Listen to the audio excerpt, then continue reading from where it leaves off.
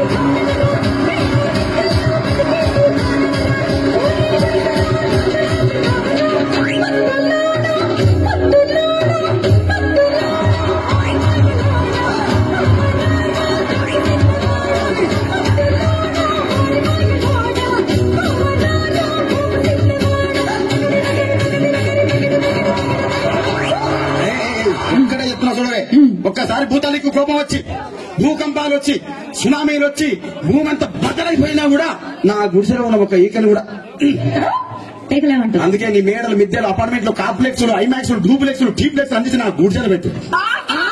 కానీ ఆ మాట మాత్రం ఆ మాటనే మాట మాట మాటి మాటికి